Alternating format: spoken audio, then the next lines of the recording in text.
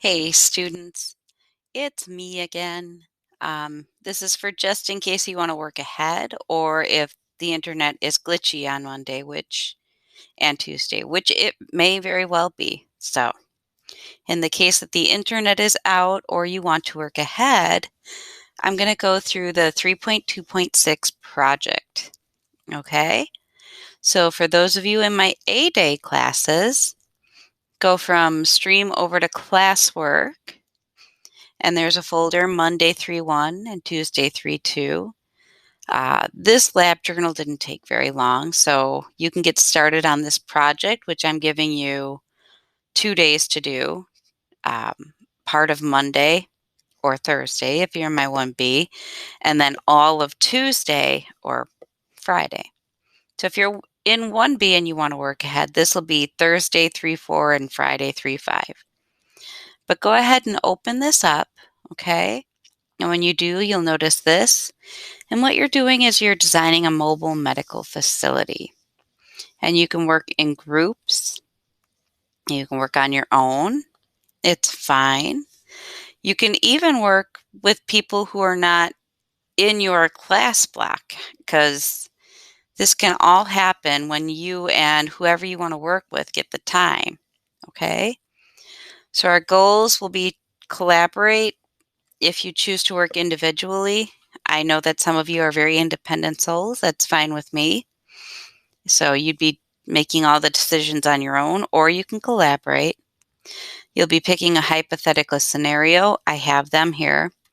And you'll create and deliver a presentation. You're not actually going to present to anybody. You'll be designing something in a notebook or with a program, okay? So part 1, you're going to be highlighting whatever it is you choose to do. So the first choice, group or individual. Like I said, if you know people in other blocks of biomed who want to work with you, that's fine with me. Or people within your same block.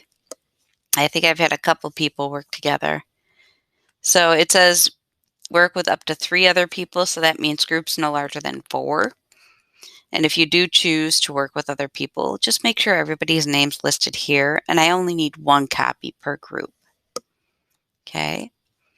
So then let's move on. Choice number 2. And I do have point values assigned, so you know what to expect for a grade. You're going to choose a scenario. So you have scenario 1, which is a tornado.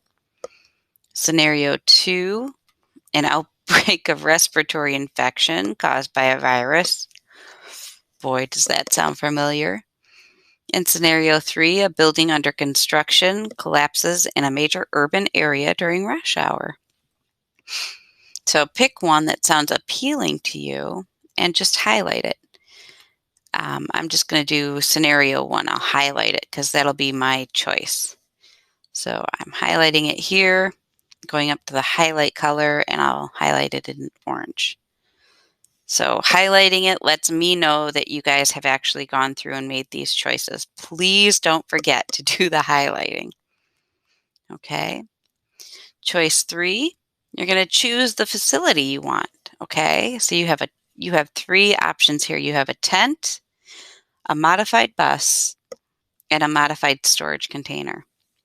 So like with the scenarios, you can click and open, and this will tell you like the scenario, it repeats the scenario, and you can see you're going to have to triage 4 patients. You'll come back up to that. Here you can click on each of these and it has like a blueprint, which with the tent, it's not much to look at, big rectangle. But if you choose like the modified bus, that might be harder to picture, so they have it here. Okay. And then they also have the modified storage containers. So you can click that, open it. You can see the doorway here and here. So pick one. I'm going to pick for myself, I'll do the modified storage container because you know what? Why not? So that's what I chose. I'm going to make sure I highlight it so that when I go through this, that's how I'm assigning you points because I'm going to look and see, did you highlight? Okay. So now choice number 4. Choose which zones your mobile medical facility will have. Choose 2 to 4 zones, okay? You can see that these are not too big, so 2 to 4 is about how many you'd be able to fit realistically. And I do have some example zones right here. So how many patients, what injuries, patient intake, probably going to have that, so I'm going to highlight that. Beds with privacy, definitely going to have that. So highlight that. Let's see, supply storage, refrigerated storage, waiting area, definitely. So I'm going to highlight that. That's 3. And I'm going to highlight supply storage just because I don't know what kind of supplies we'll have yet. And again, these are all your choices, your individual choices or the choice of the group. So I have 4 zones highlighted. I can't highlight any more than 4. Okay. Choice number 5, choose what medical supplies. So it says 5 to 7. I'm going to go up and I'm going to revisit. Okay, so tornado. So we're treating tornado-related injuries. It's important to keep your scenario in the back of your mind, especially when you're choosing equipment. So with a tornado, what kind of injuries can we expect? Probably some broken bones, maybe impalement with nails or debris, using a word that one of you guys used. So you'll want, or I actually will want, surgical instruments and first aid and sutures. So you can see that this is actually, and an autoclave, very important. I'm going to highlight the first 4. I have to choose between 5 and 7, so I can only have a few more. Probably won't need ventilators for a tornado. Oxygen or gaseous anesthetic. If I'm going to have surgical instruments, you know what? I might send people who need surgery to the local hospital, so I'm going to unhighlight that. We'll do first aid here, just basic first aid. So mobile x-ray would be good to have. You can see how this can rapidly get very, very big, but we need to make sure we keep it small and compact because we're a mobile medical facility. We're not like a hospital. So we're going to be going to the scene after the tornado because that's the scenario I chose. And we're going to be helping the people on site as best we can. So we'll do an x-ray. That way we know who we are going to keep and treat and who, based on x-ray results, are going to have to go to the hospital to get their injuries treated. So that's 4 wheelchairs, crutches, defibrillators, generator, oxygen tank. Let's see. Here we go.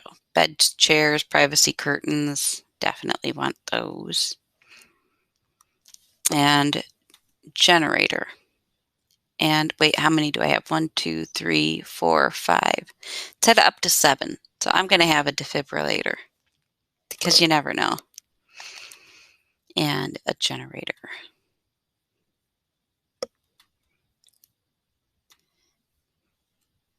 And you can see there's a lot of stuff here that I wish I could choose, but I can't. All right. So choice number 6. So we have to choose 10 medicines. It says at least 10. Keep it at 10. You can rapidly get this list out of control if you let yourself.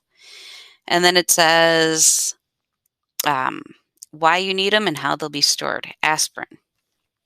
Choice number 1. Stored at room temperature. Needed for pain relief.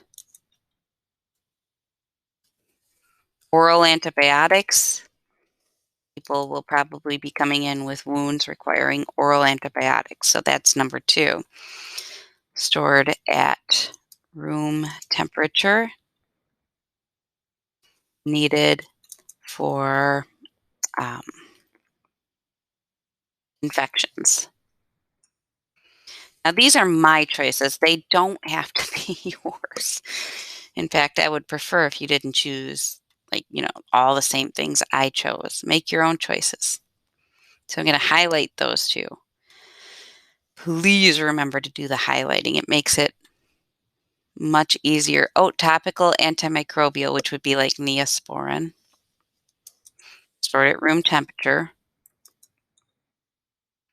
for cuts and abrasions. Because you're going to have a lot of people coming in after a tornado with cuts and abrasions. Anesthetic, I've already decided that our mobile medical facility will not be a surgical facility. So I'm not going to have anesthetic. Topical, yes, because I do have sutures on my list. So people who come in and need stitches, sutures are stitches, you can numb them with this. And I'm going to highlight that. And this, again, this will be room temp for stitches. So you'd be stitching people up in this mobile medical facility and sending them on their way with antibiotics. Eye drops, no. Insulin, no. EpiPen, probably not. Adrenaline, possibly. I'll keep that on the list because we have 10. So 1, 2, 3, 4. Let's look at what else we have. Blood.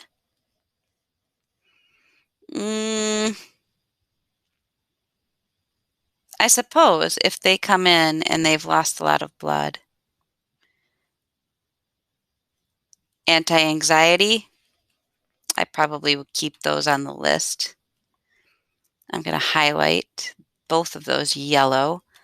Blood must be refrigerated. And this will be for, people who have lost a lot of blood. And this is for if you can't get them to the main hospital right away, you'd want to be able to give them blood. Anti-anxiety medication, room temp, calming people down. Let's see, antidepressants, probably not. Strong painkillers, always a good option to have. And you can see I didn't come up with like a lot of options here. Strong painkillers would be room temp. And this will be people, probably people who have broken limbs and need to go to the hospital. Antivirals, no. Let's see how many we have. 1, 2, 3, 4, 5, 6, 7.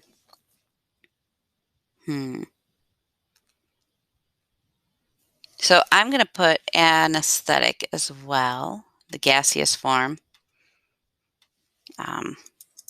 stored in tanks at room temperature. People who need surgery. You need to sedate them because they're really going nuts because we need 10.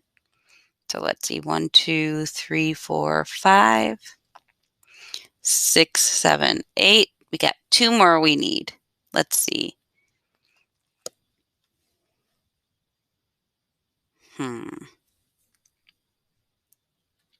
We'll do saline IV. I think those are stored at room temp, possibly refrigerated.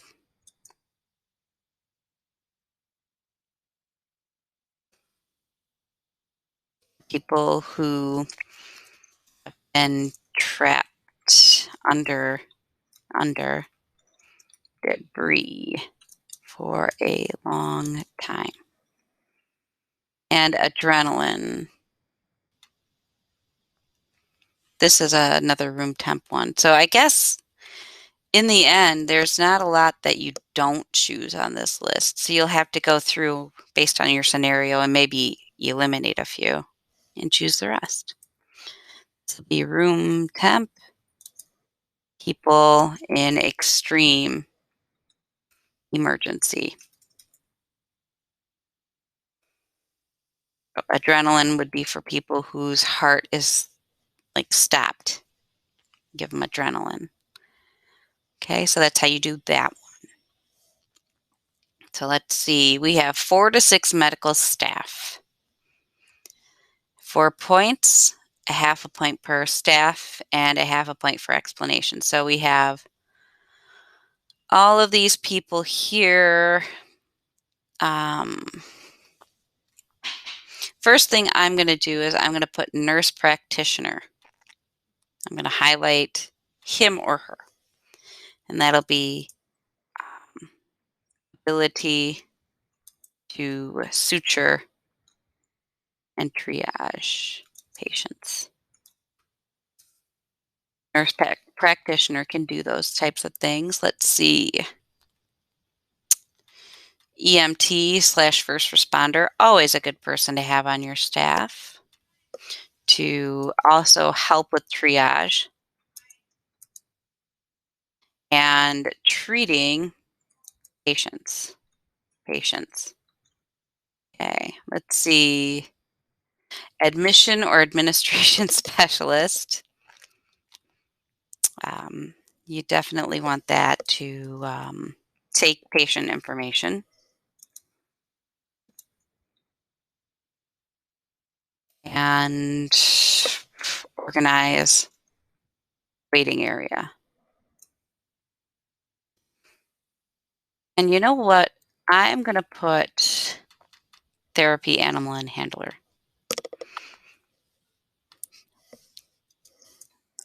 To help calm people. And I'm going to put in parentheses, especially children. Not something you'd normally think of, but I think that'd be kind of a cool thing to have. And since it says 4 to 6, I'm also going to have an X-ray technician.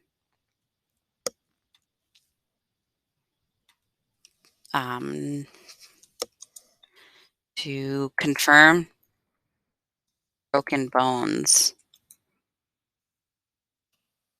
That way, people who need surgery or casts get sent to the main hospital facility, which makes me want to look up here.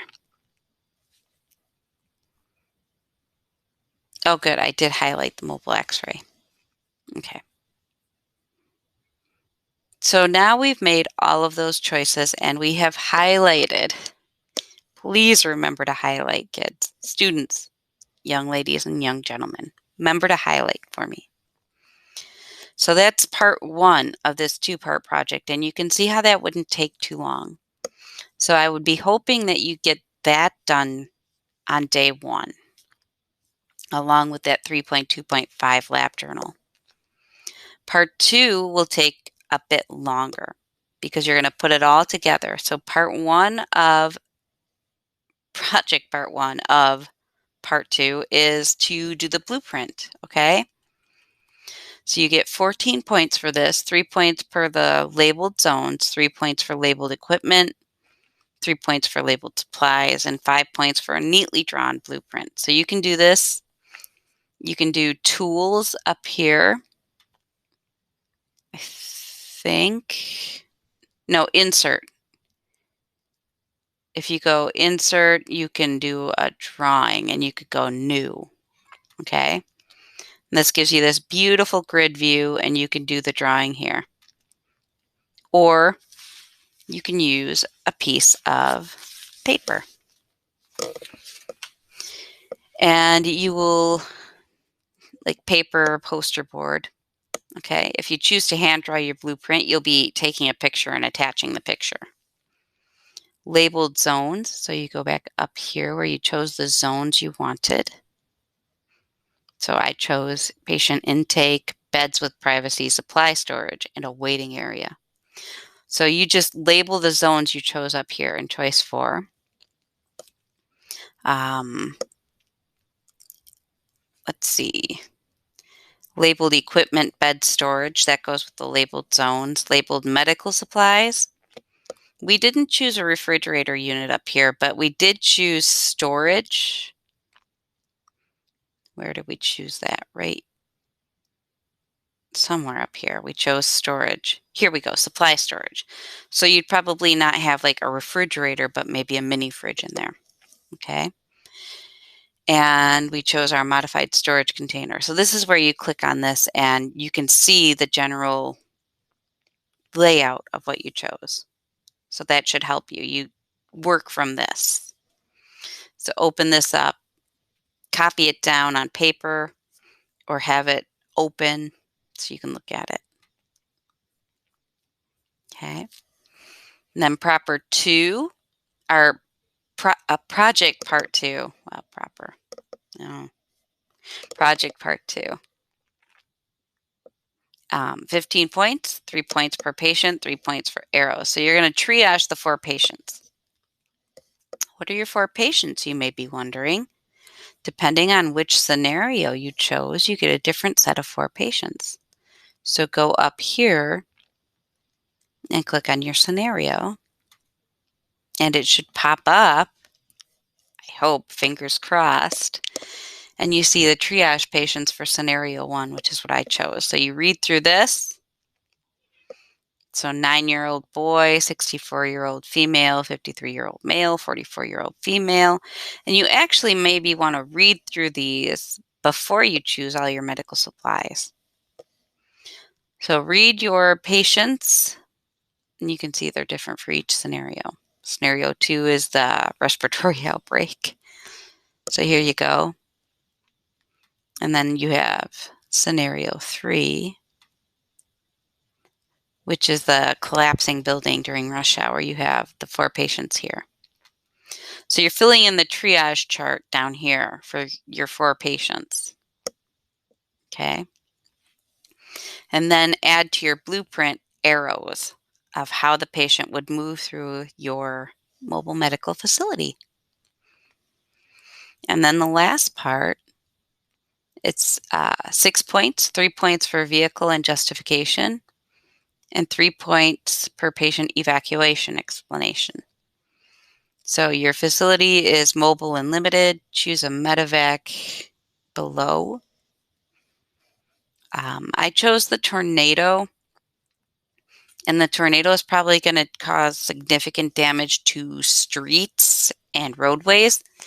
So rather than choose an ambulance, I would choose an evacuation helicopter. I'm going to highlight that. And I'm going to put my justification is that a tornado will cause significant damage to roadways. So a helicopter will be and more able to navigate. Finding a place for the helicopter to set down and get patients would be more difficult, but in the interest of keeping this simple, I'm thinking in the event of a tornado, cars and trucks will blow around and roadways might be blocked. And which patients will be evacuated? Patients requiring surgery would be evacuated. because there is not time or space to treat them at our mobile facility. Okay?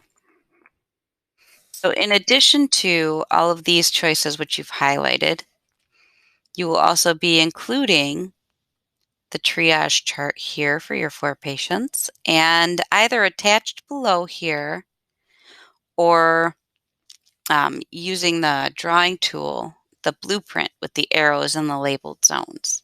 Okay? So you have Monday and Tuesday to get this done, or Thursday and Friday. And again, you can work together or independently. But please, for the love of making this easier for me to grade, highlight your choices and pay attention to where it says to explain your choices, because that's going to be part of the point breakdown, okay? All right. Good luck.